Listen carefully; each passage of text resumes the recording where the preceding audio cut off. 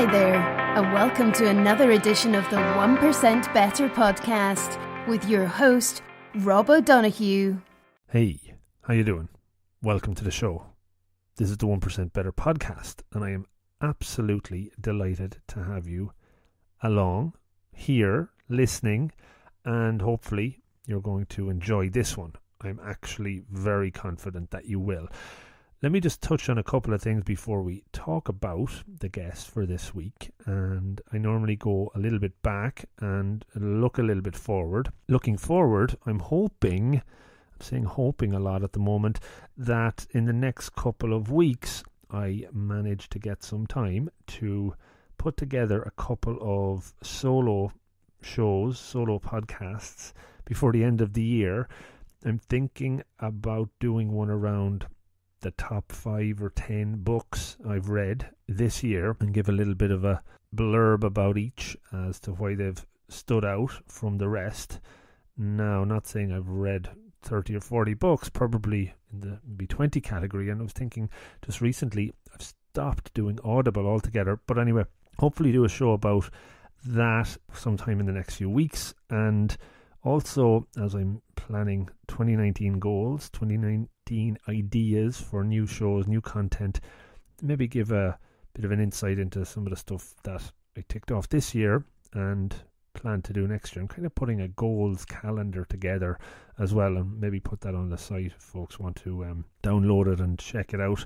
Could follow along with me. So that's kind of in the future. Last week, I released an episode of the 1% Better podcast as well, with a guest called Alistair Rogers. And Alistair has a very, very interesting, fascinating story to share about his journey with the New Zealand All Blacks and subsequently coaching with the Auckland Blues and where he hopes to go next. And he's a very driven, motivated guy that is focused on performance, focused on improvement. If you haven't checked it out, please do. It's a nice longer form episode, 1 hour and 30 maybe. Lots of good nuggets of info from there. A few people have told me this week a couple of things that stood out for them from the show, and I always love to hear that. And I know Alistair was keen to hear if there was feedback as well. So check it out if you haven't, and maybe after this one, if you like this and you're a new listener, there's that one, and there's probably 86 others as well. So lots to check out. Okay, that's enough of the looking back and looking forward. Let's look right now. This week's guest is an American singer, a songwriter, a musician, a poet, an artist.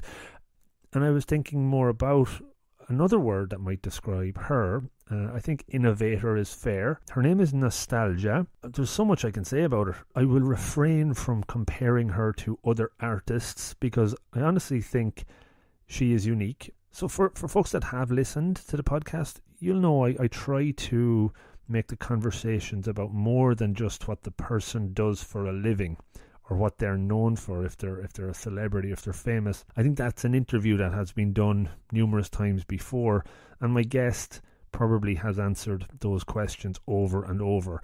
So I definitely try and look at the person, the personality, and get to know a bit about them, and maybe not just in the standard format that might be typical for podcasts or for interviews. And I was delighted to know very quickly that this would be one that could go in different directions with Nostalghia, and from very early on into the conversation we were going into those areas that were unplanned, and that's where the good stuff really certainly comes out. We had originally only planned to talk for 15 minutes. About 16 or 17 minutes in, I said, can we just keep going, because there's a lot of good stuff happening here, and I was delighted that Nostalghia was happy to do so. I think we got up to 50 something. As you'll hear, we touched on a lot of different things. So if you're a Nostalghia fan, which I would imagine there are many new listeners to this are Nostalghia fans, judging by her millions of downloads on YouTube and Spotify, I hope you enjoy this. I hope you get something from the conversation that you didn't know about her already. If you're a regular listener to the 1% Better podcast, I'm sure you'll learn something new, not just about nostalgia, but about different perspectives that are certainly out there. If you do enjoy it, let me know. If you do enjoy the podcast, maybe share it out on one of the social platforms that you're most comfortable on or familiar with. The whole goal of this show is to not only make you guys better, but help other people improve as well, and that can only happen by extending the reach. So during this week I was posting about the podcast, and it was one I was really keen to share. I'm definitely now delighted to be able to put it out. It's coinciding this week with Nostalgia's new album, Imago. In the last week, she's also got a lot of good publicity for the video, Kingdom of Disturb, from the album. Billboard, amongst others, have been sharing and posting and interviewing her. So there we go. All in all, it has been a great experience interviewing a personality like Nostalgia. She's very authentic, real, motivated, driven, and certainly all of these things will come out very clearly from the conversation. Alright, that's a long one. I hope you hung around for the intro, and now you can enjoy the full episode with Nostalgia. Thank you, and enjoy. So welcome to the show, Nostalgia. Thanks for taking some time out. I believe you're in a forest somewhere, so probably in a nicer surrounding than I am. So maybe give me a little bit of info about you, the forest you're in, anything you'd like to share that's coming up important in the near term, like a new album and things like that.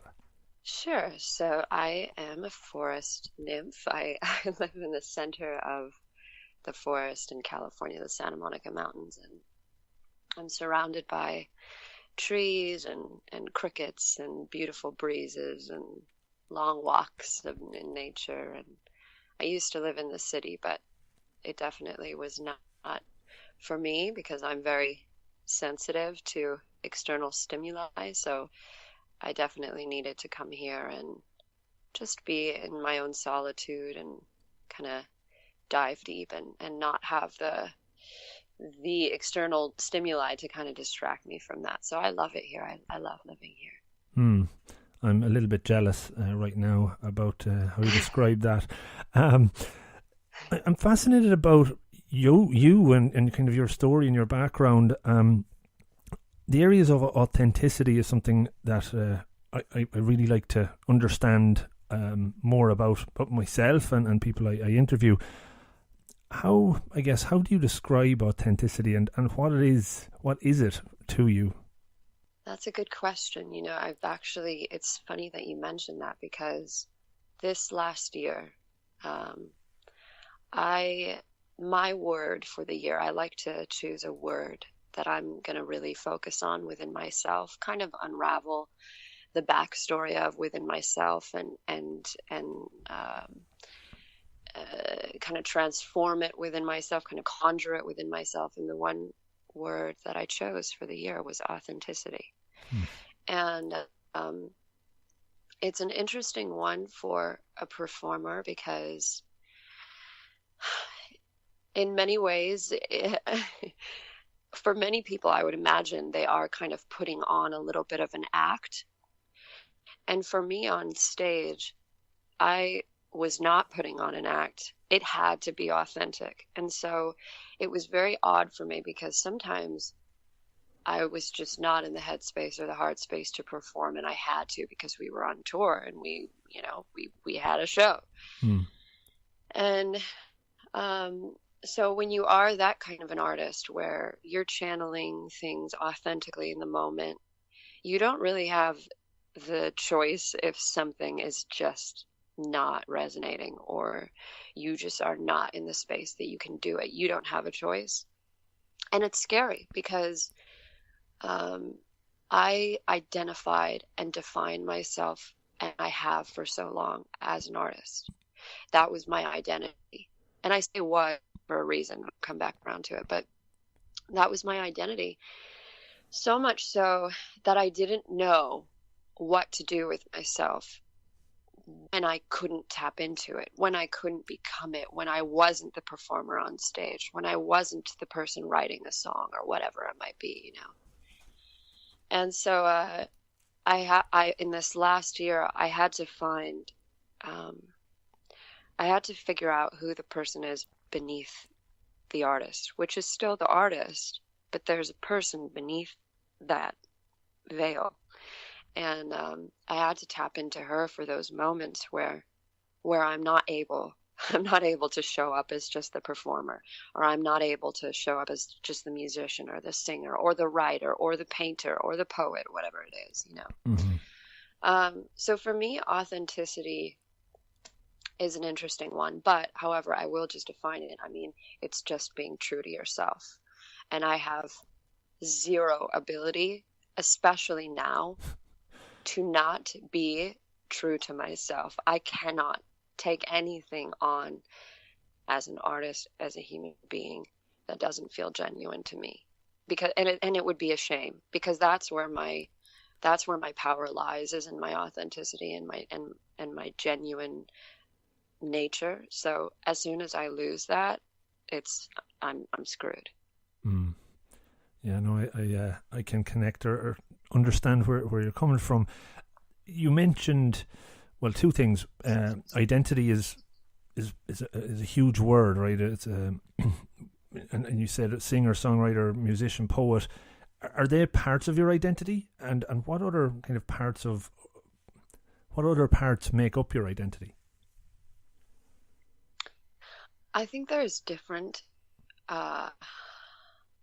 levels, so to speak, of identity. I think that those are the surface levels, you know. It's the basics. It's what people would say, I am. She's an artist. She's a painter. She's a poet, whatever, you know. Or for other people, she's a doctor.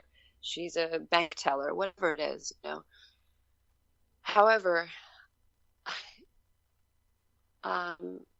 there's another layer beneath it, and probably many more layers beneath that, that are still pieces of you. They're still very much you, and perhaps they go deeper than saying I'm an artist or I'm a poet. And I identify with all of it. I identify with all layers. You know, yes, I am an artist. I'm also a child.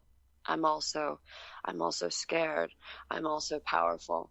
I'm also, you know, so there's all different ways that you can identify yourself, some run deeper, and some I think are just more on the surface.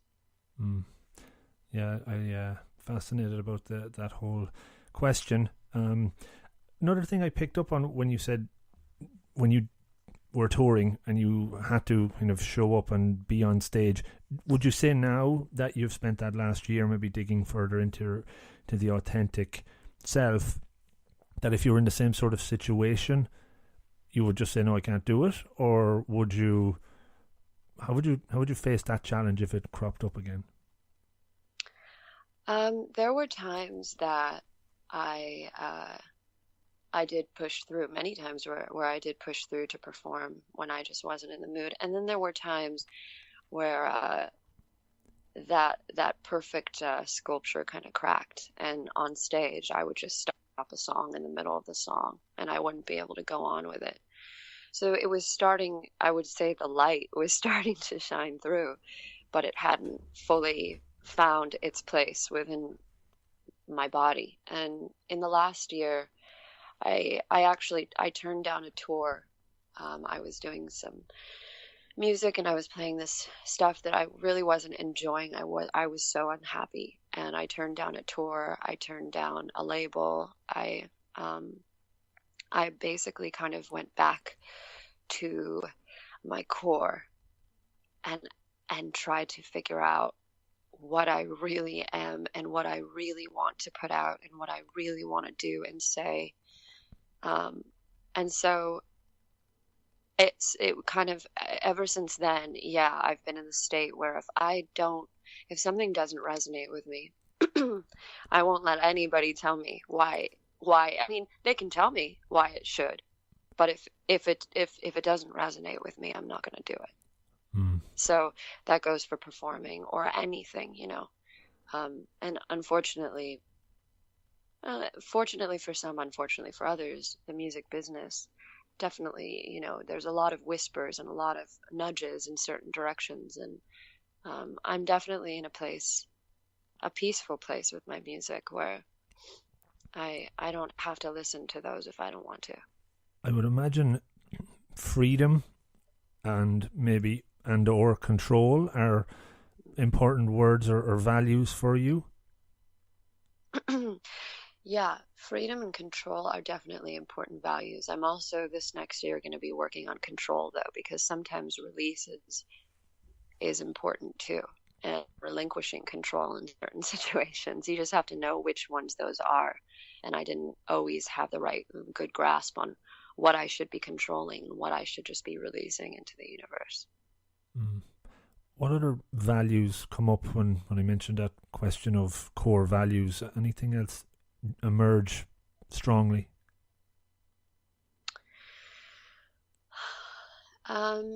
Core values. Yeah, I found in the last year that my art is very important to me. I mean, like for most people, usually, you hear these stories where they say it saves your life. It saved your life. And it did save mine. Mm. In some ways it destroyed it, and in some ways it saved it. It just depends on my perspective of it. And I think one of the things that have been illuminated in the last year as well is that if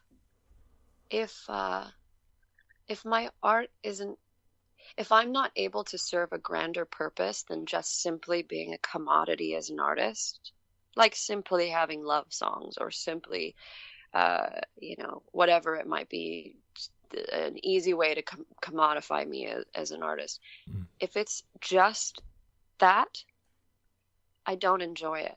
I don't like it. I don't feel like I'm fulfilling my purpose. I feel bored. I think it's shallow. For me, it feels one-dimensional. However, if I can turn it into something larger than just the music, like it's a fuller, more full-bodied message, then I start to feel like I have a purpose within it, because I know that my soul's involved, and it's not just this thing. I've never getting popular or having, I should say, not getting popular, maybe just stardom, the idea that you're going to be really famous, that, mm-hmm. that, though it can be appealing at times because it means that your bills are getting paid properly, there's a lot of things that come with it that are really painful. And so for me, in order to enjoy playing music and enjoy doing this, and the reason that I still do it and still love it is because I find ways to weave my deepest purpose into it and make it more meaningful for me, where it's not just a band or me as an artist just writing words, Mm-hmm. It's a way for me to connect on a deeper level. Mm.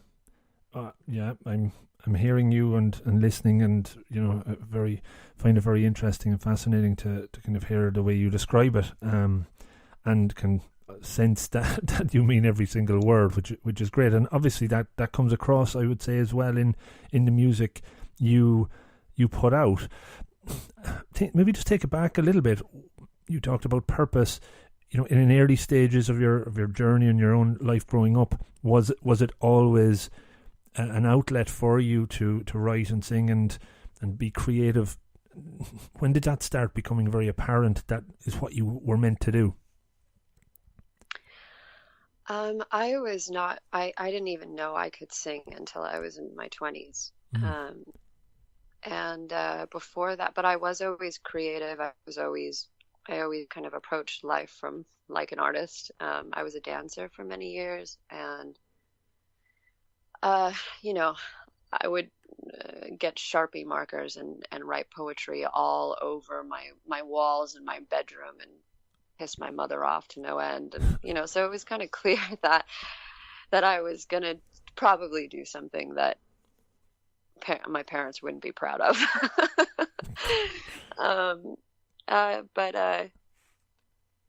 Yeah, it was always in me. I remember feeling I'd be at school And all of a sudden time would slow down, and I would look around and I would see all these people, all these kids walking by in slow motion, and everything would feel so foreign to me. And I would think, somehow, some way, I'm going to end up finding a way to belong. Like there's something deeper here going on in my heart, and these people aren't in on it, and they're not even thinking these same things, they're not feeling these same things, but I feel it, and it's gonna make its appearance here soon. And I knew it was coming for me, essentially, and it was a positive thing. Because I didn't want to live when I was in school. I did not want to live. I didn't want to wake up in the morning. And it was this hopeful feeling like, you're going to just hold out a little longer. You're going to figure out what's going on here. And I did. And when I was in my 20s, I was homeless for a little while, and I was living in a piano room, which was totally not legal. And it was on this campus. Right. And I started teaching myself. Well, I actually had a course that I had dropped out of because I hated it. I didn't like learning how to read music. I thought it was boring.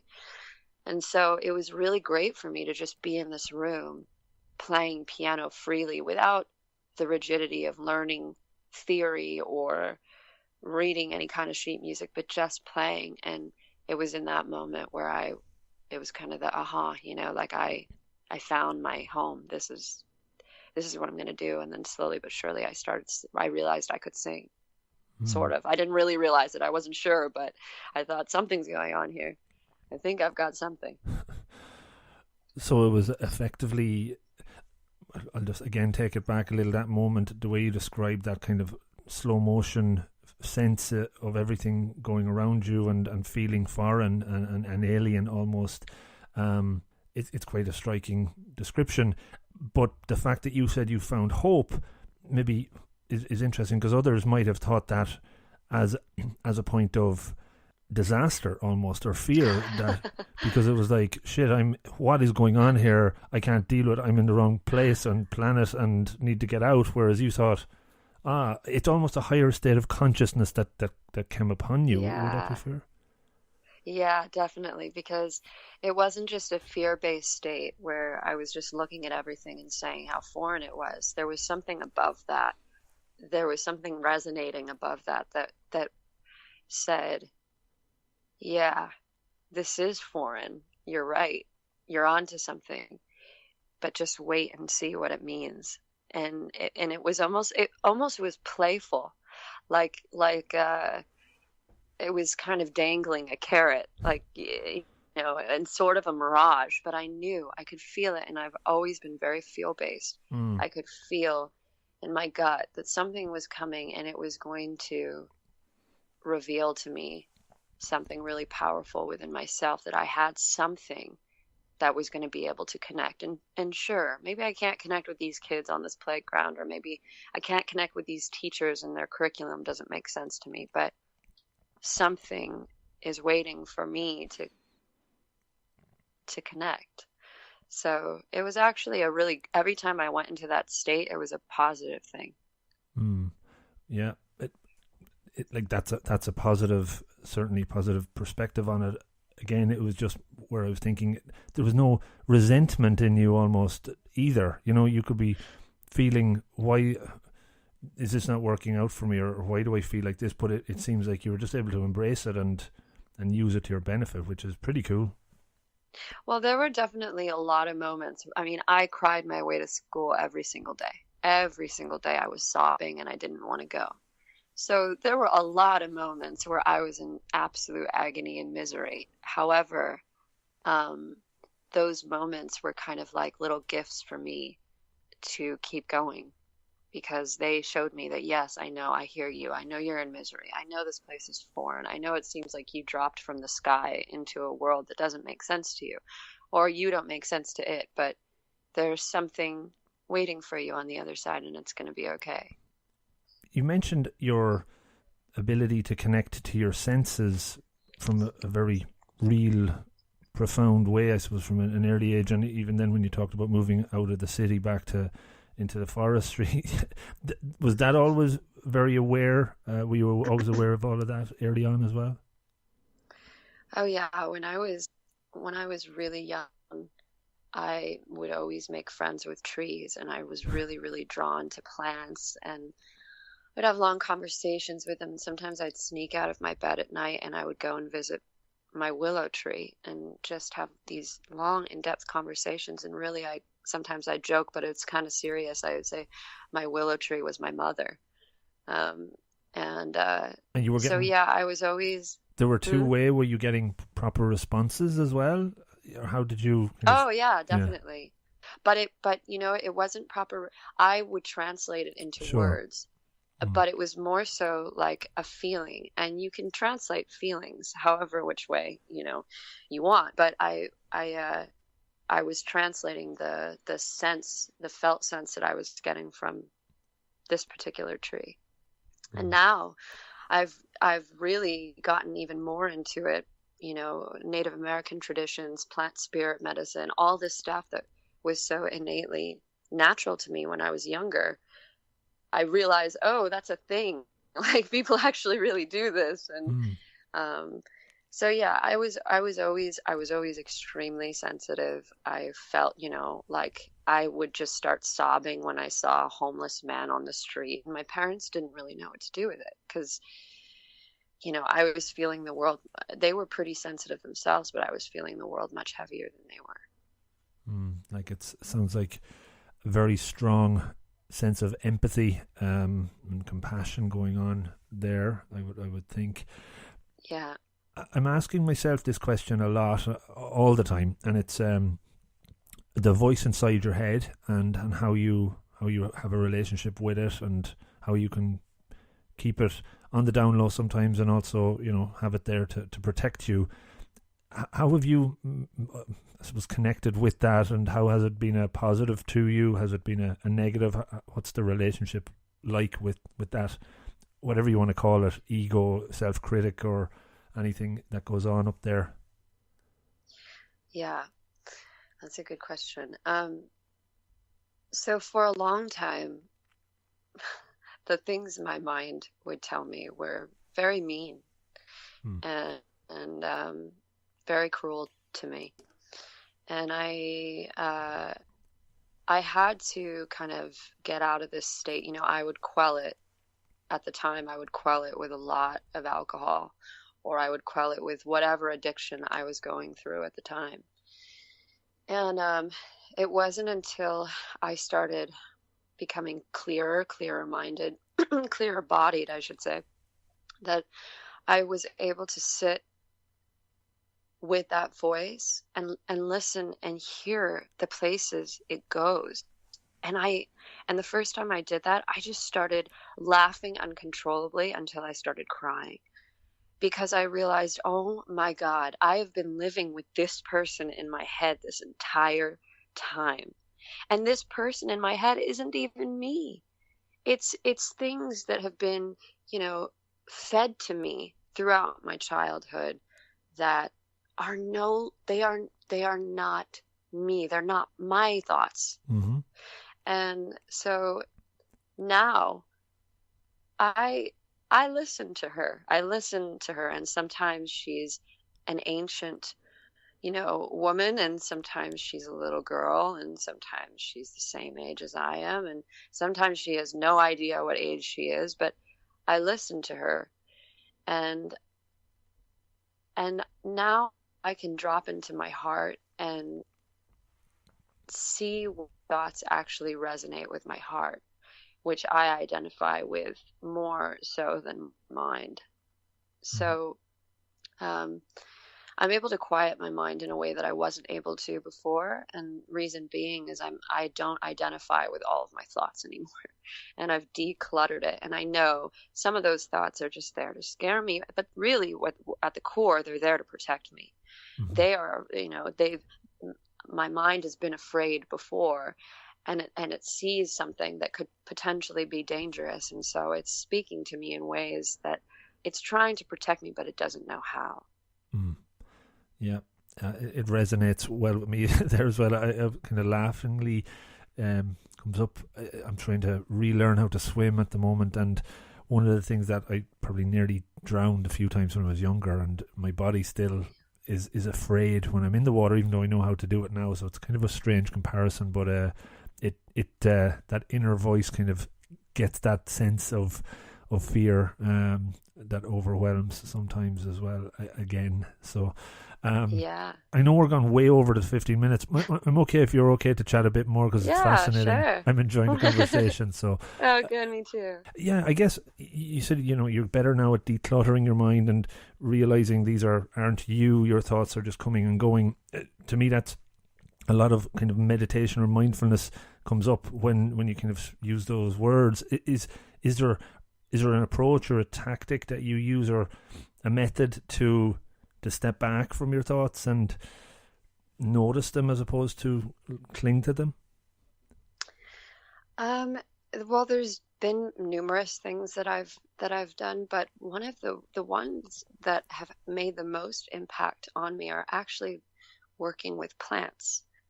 And as I said, when I was little, I would really connect to this willow tree and trees in general, the wind, the elements, but I've been working a lot with plant spirit medicine, which is basically plant consciousness. And a lot of people, when you say that, they think automatically of like ayahuasca or mushrooms or, psychedelics.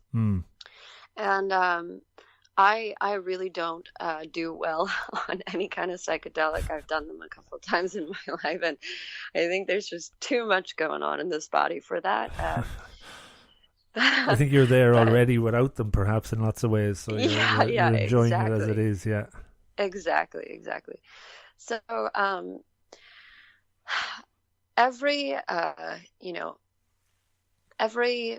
plant has its own electromagnetic field. And often when you look at a flower, the way it appears to you, this is also known as the doctrine of signatures, the way it appears to you usually also can kind of define its medicinal properties or its spiritual properties. So like take the rose, for example. It has thorns around it, right? The rose is a heart protector. It's also a heart healer at the same time.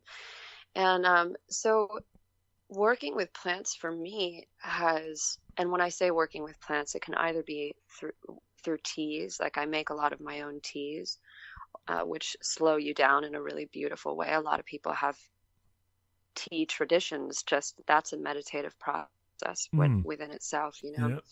And tinctures, which is just the herb, basically in an alcohol, and extracted with an alcohol, I should say.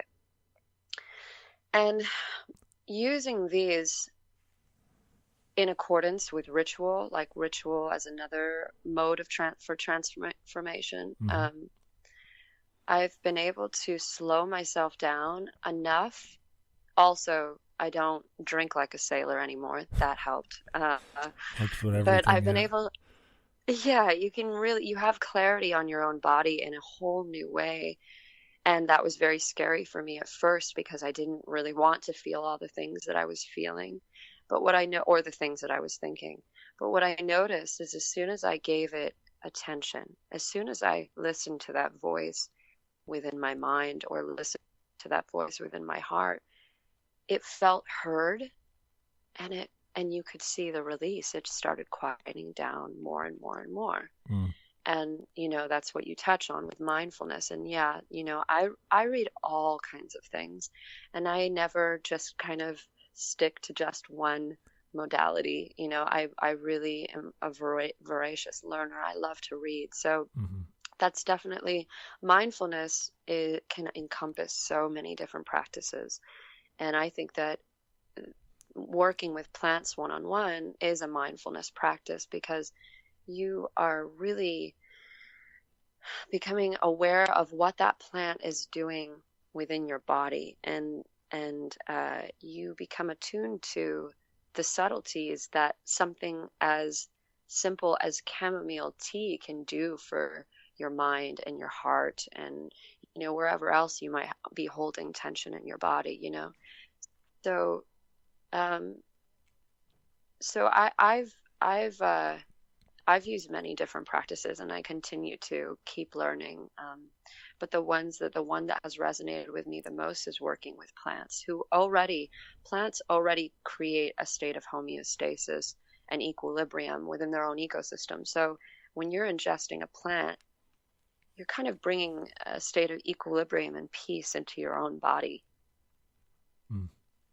No, it's fascinating. Yeah, like I look at meditation and mindfulness from many different angles. I wrote an article a while back about a hand dryer in a men's room or in a restroom as a meditation tool for me to remind me to take a breather when I just put my hands under it. It kind of brings me back into that moment. And people talk about traffic lights or just breathing, but for me that one kind of works, especially on a busy day in the office. It can calm me down a little bit. And you mentioned homeostasis. That's one of your tracks. Is it on your first album? Is that a title? Yeah. My music is always ahead of where my mind and body and spirit are going to be. It's always one step ahead. And you're obviously aware of that now. Is that something you kind of got up to speed? I think what comes into my mind there is they say the stock market is always one step ahead of the economy. So it's kind of, you're maybe a little bit that way. So when you're writing some of the tracks on the new album, have you caught up with those yet? Well,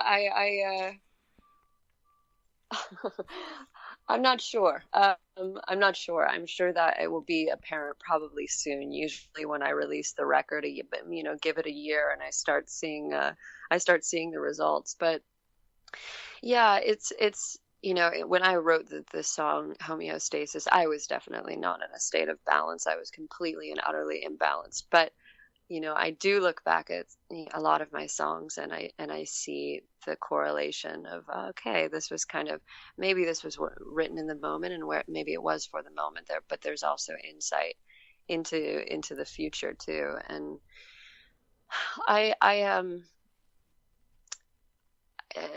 am becoming more aware of what I put out into the world and the music that I put out into the world and what I'm saying. And I'm just a little more careful with what I'm willing to say, or how I'm willing to say it, I should say. Is that as a result of obviously your fan base and feedback you get, and how that impacts you? Like when you hear from somebody that's listened and really embraced some of your music, they come back with how it's impacted them. Does that have an impact on how you write future content, or how do you take that on board? I've never had someone come to me kind of and say that, it just made them want to kill themselves or anything like that. Yeah. I've never had something like that happen. Usually there is a thread of hope and empowerment in most of my music, even if it is really dark. So I haven't had anyone say that necessarily, but it's really actually more so for me when I will listen back to lyrics that I've said, if it's a statement that I really don't want to honor as my truth because maybe it just isn't, or it just shouldn't be in some way. I sometimes wish that there were certain lyrics that I didn't write. But look, as because you said, they do kind of. Go ahead. I was just going to say, at the time, it's going back to being authentic, and if it's authentic at the time and it's coming out, I suppose you kind of have to go with what comes, right? Sure. Yeah. I think authentic is an interesting one, because for some human, there might be authenticity in just being a complete asshole. And I think, or maybe that isn't really authentic, because what's beneath it is pain, and they're not really expressing their pain. They're expressing, this kind of outward emotion. They're just using language to kind of express it that, probably doesn't really, we determine what that, we're conditioned to understand it, I guess, that way. So. Yeah. And I think there's some moments where I actually wish that I maybe would have even been a little more vulnerable with the way that I was explaining it or expressing it in a song.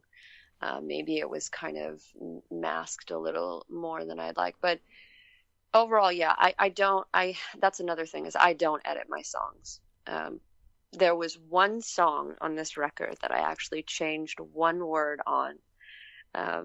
I changed it from, well, actually, I'm not even going to say it. I'm not going to say what I changed it from because I don't want to put it out there. We can put it out as a quiz maybe, and somebody can email me the answer, what it is. Yeah, we'll give them a free record. I like to ask questions here around, maybe goal setting and motivation and how you actually get stuff done. Do you have an approach for setting yourself a target to say, I'm going to write my album in the next 6 months, or again, does it just happen completely naturally and you go with the flow?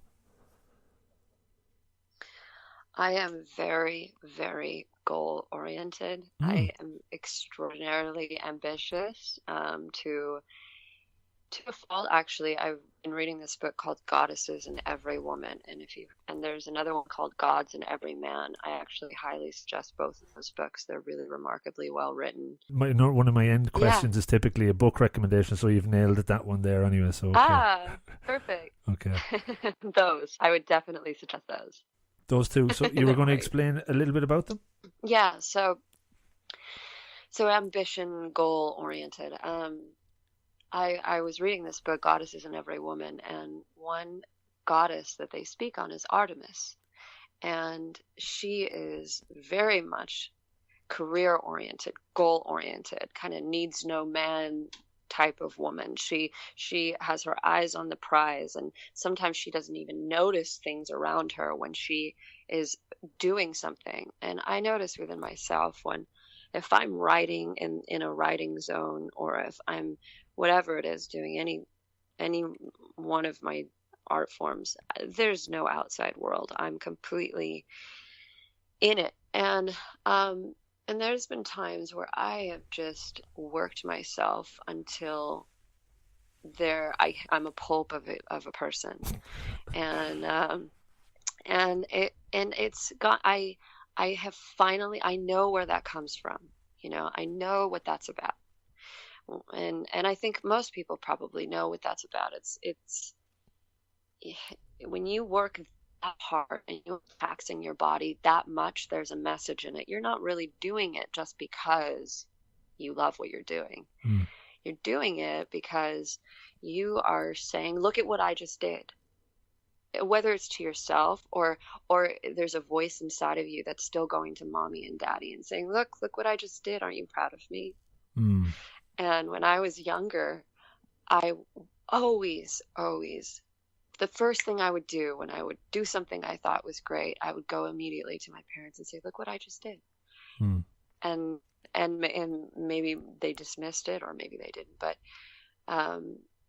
I recognize this pattern within myself that is to overwork to the point of absolute exhaustion. And it is so not worth it to me anymore. I think that having goals is really important.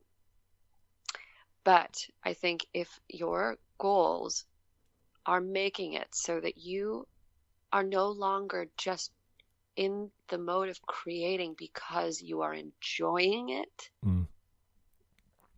then it's really not worth it. If that's what you're doing consistently. Sometimes you have to do that. You've got a deadline and you've got to finish your shit. But if you're always doing that and you're always trying to get that prize of accomplishment, look at what I just did, in order to feel any kind of self-worth, it isn't worth it.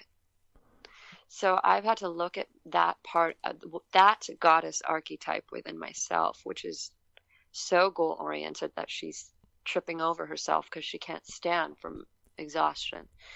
That archetype needs to soften a little bit. And that doesn't mean that I'm not going to create. I'm probably just going to create just as much, but you don't have to finish the song in one day. You don't have to produce and mix and master everything in one day.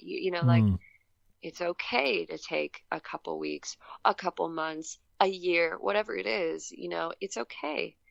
Especially when you don't have people breathing down your neck. You know, I don't have a label. Yeah. I didn't want a label. So, yeah, it's something that can easily get out of control, and I've had to reel it in for sure. What's coming out for me there is similar goal-orientated, get it done. In the past, I would have been putting, you know, the massive hours in, but as soon as you've achieved it, you've got that little bit of recognition to caress your self-worth, you know, areas, but then you're immediately on to the next thing, as opposed to, I don't know, enjoying the moment or making it longer than a moment. Is that something that resonates? Yeah, because when you think about it, if that's your only sense of self-worth, when you don't have that, you feel like terrible. You feel awful. And so what do you have to do? You got to go chase it again. It's an addiction. And it becomes an addiction. You know, a lot of people are addicted to it. Yeah. A lot of, especially men, but women too. A lot of people are addicted to the doing of life. Mm-hmm.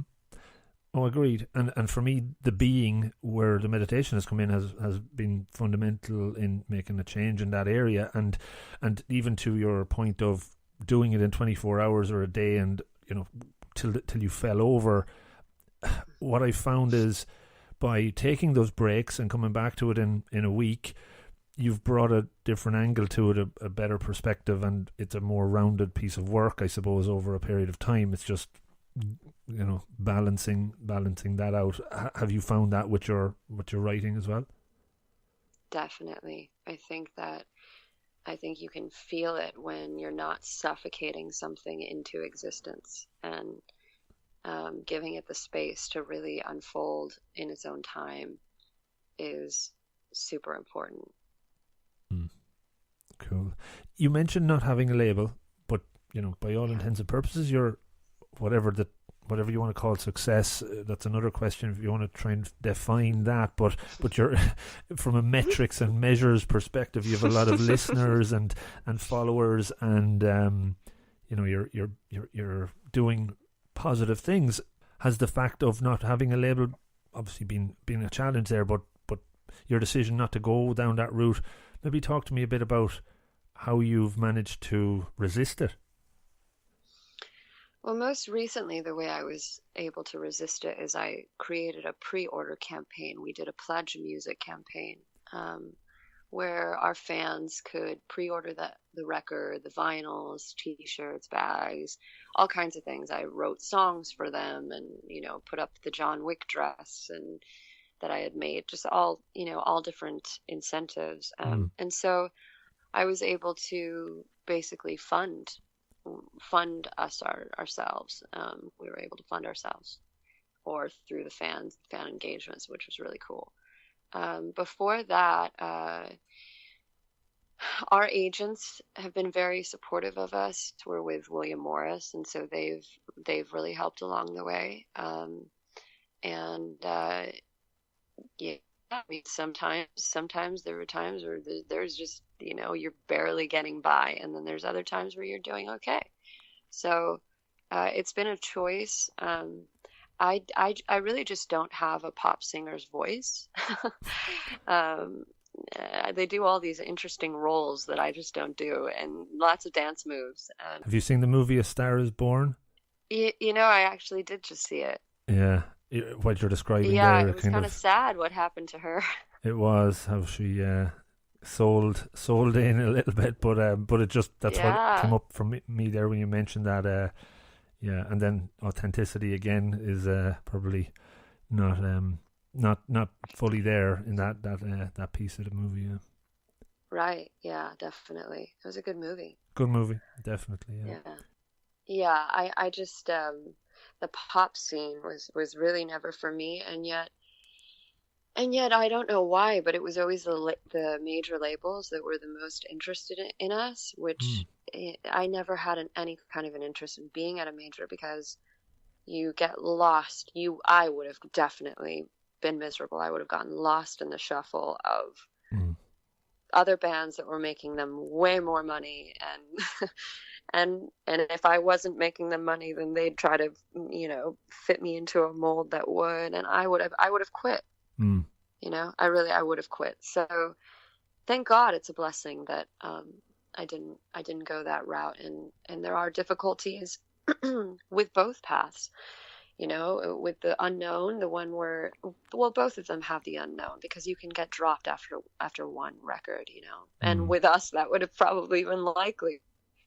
But yeah, there's difficulties with both paths, and there's, you know, positive things with both paths. And for me, the positives of remaining independent were more important. And it's not that I wouldn't ever be with a label. I just, so far, the models that I've seen don't make any sense to me.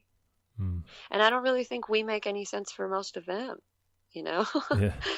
So I really don't know why any of them wanted to sign us.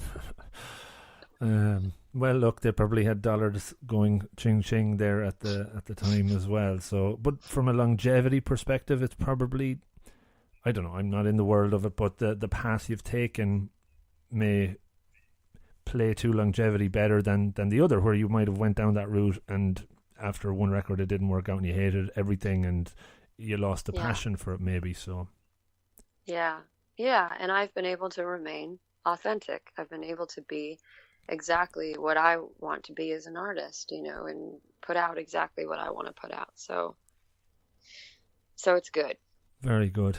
So look, I think we'll probably call it there, because we've got to authentic at the start, in the middle, and the end is probably a good way of wrapping it. Yeah. But it was really enjoyable to chat with you, Nostalghia. And before we wrap up, maybe just by all means take over there and talk a bit about what's coming and how folks can follow and purchase and, you know, contribute to your hopefully increasing success. Sure. So the next record that's coming out is called Imago. It's a follow-up to the first one, which was Chrysalis, and it's all kind of beneath the web, the theme, the thematic concept of metamorphosis. That record is going to be released on December 7th. It will be everywhere, iTunes, Spotify, all that stuff, and you can pre-order it right now through Pledge Music. And you can find that link either possibly on my Instagram, or you can just go to Pledge Music and search for Nostalghia. Cool. And I'll add those links in as is the normal on the show notes. Kind of hate saying that at the end. Right. It sounds very rehearsed, but I do add them in for sure. And as I launch this episode, I'll do it obviously before the 7th of December. We will put a lot of marketing out and promote across the sites as well. Hopefully we'll get some folks enjoying the listening. Any plans to tour to Europe? Have you been over here already? I hope to. I would really, really love to. And if something makes sense, definitely I would like that. Cool. Well, let's stay in touch, and maybe we'll see you in Ireland at some point in the future. Lots of good... We'd love that. Good festivals on here during the summer for sure. So obviously the winter isn't too good weather-wise, but the summer we have a few outdoor festivals, so it should be good. Brilliant. Look, delighted to get 51 minutes or more conversation. It was really interesting, and I love when I do these episodes and learn a lot about the person and just their perspective, so thanks for sharing that. Yeah, thank you. It was wonderful talking with you. Have a great rest of day.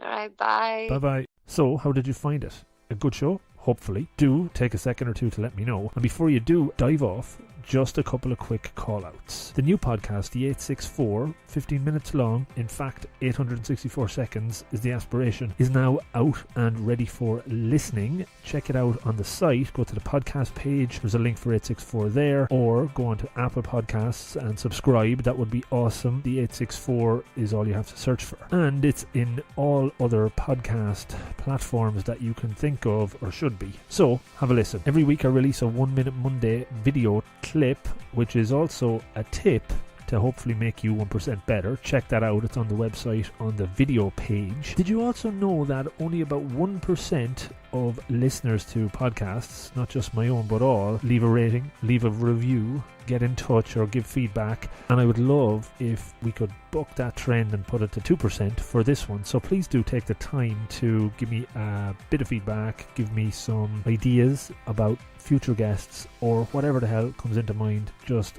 get in touch or rate or review the podcast on Apple. That helps. I'm available at all of the social platforms, pretty much all, at Rob of the Green. That's either with or without the @ sign, but you'll find it under that moniker, so hopefully I'll hear from you there. Last couple of quick ones. Support. So I do offer some pro bono coaching. Get onto the website, the support page, to get in touch. Few hours a month, happy to do that. And if you would like to support the podcast, that would be awesome. You can do so through Patreon and also through purchasing books through the book page on the website. That goes through Amazon and we get a little percentage. I'm not even sure what, but it's something. And finally, just to say thanks for taking the time to listen to the podcast. I know there's lots of other shows out there. It means a lot that you're checking this one out. So have a great rest of day, week, month, year, whatever it may be, and hopefully you're getting 1% better as a result of these shows. Take care and good luck.